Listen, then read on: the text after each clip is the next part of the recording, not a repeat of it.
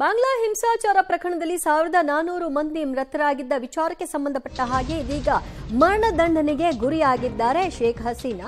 ಬಾಂಗ್ಲಾ ಪದಚ್ಯುತ ಪ್ರಧಾನಿ ಶೇಖ್ ಹಸೀನಾ ಈ ವಿಚಾರವಾಗಿ ಪ್ರತಿಕ್ರಿಯೆಯನ್ನು ಕೂಡ ಕೊಟ್ಟಿದ್ದಾರೆ. ಬಾಹ್ಯ ಶಕ್ತಿಯ ಒತ್ತಡಕ್ಕೆ ಒಳಗಾಗಿ ಈ ತೀರ್ಪನ್ನ ಪ್ರಕಟ ಮಾಡಲಾಗಿದೆ. ಟ್ರಿಬ್ಯುನಲ್ ತೀರ್ಪನ್ನ ತಿರುಚಲಾಗಿದೆ. ಬಾಂಗ್ಲಾದೇಶದ ಜನರನ್ನ ಮೂರ್ಖನನ್ನಾಗಿ ಮಾಡಲು ಸಾಧ್ಯವಿಲ್ಲ ಅಂತ ಕೂಡ ಅವರು ಹೇಳಿದ್ದಾರೆ. ನ್ಯಾಯಾಲಯ ಏಕಪಕ್ಷೀಯವಾಗಿ ತೀರ್ಪನ್ನ ಕೊಟ್ಟಿದೆ. ಭಾರತದಲ್ಲಿ ರಾಜಾಶ್ರಯ ಪಡೆದಿರುವ ಶೇಖ್ ಹಸೀನಾ ಅವರ ಮೊದಲ ಪ್ರತಿಕ್ರಿಯೆ ಈ ತೀರ್ಪಿನ ನಂತರದಲ್ಲಿ ವ್ಯಕ್ತವಾಗಿದೆ. ಸೊ ಅವರು ಟ್ರಿಬ್ಯುನಲ್ ತೀರ್ಪನ್ನ ತಿರುಚಲಾಗಿದೆ, ಬಾಂಗ್ಲಾದೇಶದ ಜನರನ್ನ ಮೂರ್ಖನಾಗಿ ಮಾಡಿಸೋದಕ್ಕೆ ಸಾಧ್ಯ ಇಲ್ಲ ಅಂತ ಕೂಡ ಹೇಳಿರೋದ್ರಿಂದ ಅವರ ಯಾವ ರೀತಿಯ ಕಾನೂನು ಹೋರಾಟಕ್ಕೂ ಅಲ್ಲಿ ಮನ್ನಣೆ ಸಿಕ್ಕಿರಲಿಲ್ವಾ ಅನ್ನುವಂಥ ಪ್ರಶ್ನೆ ಕೂಡ ಈ ಹೇಳಿಕೆಯಿಂದ ಮನೆ ಮಾಡ್ತಿದೆ. ಮತ್ತಷ್ಟು ಮಾಹಿತಿ ಕೊಡ್ತಾರೆ ನಮ್ಮ ಪ್ರತಿನಿಧಿ ಶಬ್ಬೀರ್. ಶಬ್ಬೀರ್, ಮೊದಲ ಪ್ರತಿಕ್ರಿಯೆ ಶೇಖ್ ಹಸೀನಾ ಅವರಿಂದ ವ್ಯಕ್ತವಾಗಿದೆ. ಸೊ ಅವರ ಈ ಸ್ಟೇಟ್ಮೆಂಟ್ನ ಗಮನಿಸ್ತಾ ಇದ್ರೆ ಅವ್ರು ಈಗಲೂ ಕೂಡ ಬಾಂಗ್ಲಾ ಜನತೆಯ ಪರವಾಗಿ ನಾನಿದ್ದೀನಿ ಅಂತ ಹೇಳ್ಕೊಳ್ತಿದ್ದಾರೆ. ಮತ್ತು ಈ ತೀರ್ಪೇನು ಬಂದಿದೆ, ಈ ತೀರ್ಪನ್ನೇ ಒಂದು ಅರ್ಥದಲ್ಲಿ ತಿರುಚಲಾಗಿದೆ ಅಂತ ಕೂಡ ಹೇಳ್ಕೊಳ್ತಿದ್ದಾರೆ.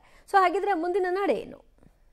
ನಾನು ಆಗ್ಲೇ ಹೇಳಿದಂತೆ ಈ ಒಂದು ಆದೇಶದ ವಿರುದ್ಧ ಮೇಲ್ಮನವಿ ಸಲ್ಲಿಸಲಿಕ್ಕೆ ಅವರಿಗೆ ಅವಕಾಶಗಳಿದಾವೆ. ಆ ಮೇಲ್ಮನವಿ ಅರ್ಜಿಗಳನ್ನ ಸಲ್ಲಿಸಬಹುದು. ಈಗ ಈ ಒಂದು ಆದೇಶಕ್ಕೆ ಸಂಬಂಧಪಟ್ಟಂತೆ ಅವರು ಪ್ರತಿಕ್ರಿಯೆಗಳನ್ನ ಕೂಡ ಕೊಟ್ಟಿದ್ದಾರೆ.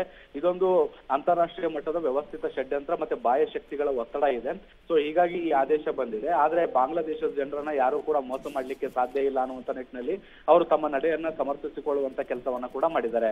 ಸೊ ಬಾಹ್ಯ ಶಕ್ತಿ ಮತ್ತೆ ಅಂತಾರಾಷ್ಟ್ರೀಯ ಒತ್ತಡ ಅನ್ನುವಂತಹ ಪದ ಪ್ರಯೋಗವನ್ನ ಕೂಡ ನಾವಿಲ್ಲಿ ಗಮನಿಸಿದಂತ ಸಂದರ್ಭದಲ್ಲಿ ಅವರು ಕಾನೂನು ಹೋರಾಟವನ್ನ ಮುಂದುವರಿಸುವಂತ ಸಾಧ್ಯತೆಗಳನ್ನ ಕೂಡ ನಿರೀಕ್ಷೆ ಮಾಡಬಹುದು. ಸೊ ಅದರ ಭಾಗವಾಗಿ ಅವರು ಮತ್ತಷ್ಟು ಮುಂದಿನ ಹಂತದಲ್ಲಿ ಅರ್ಜಿಗಳನ್ನ ಸಲ್ಲಿಸಿ ತಮ್ಮನ್ನ ತಾವು ಸಮರ್ಥಿಸಿಕೊಳ್ಳುವಂತ ಕೆಲಸಗಳನ್ನ ಕೂಡ ಮಾಡಬಹುದು. ಸೊ ಮುಂದಿನ ಹಂತದಲ್ಲಿ ಯಾವೆಲ್ಲ ಪ್ರಕ್ರಿಯೆಗಳು ನಡೆಯುತ್ತೆ ಅನ್ನುವಂಥದ್ದನ್ನ ಇನ್ನಷ್ಟೇ ಕಾದು ನೋಡ್ಬೇಕು. ಇವತ್ತು ಆದೇಶ ಬಂದಿರುವಂತಹ ಹಿನ್ನೆಲೆಯಲ್ಲಿ ಇನ್ನೂ ಕೂಡ ಶೇಖ್ ಹಸೀನಾ ಬಳಿ ಸಾಕಷ್ಟು ಸಮಯ ಇರುತ್ತೆ ಮೇಲ್ಮನವಿ ಅರ್ಜಿಯನ್ನ ಸಲ್ಲಿಸಲಿಕ್ಕೆ.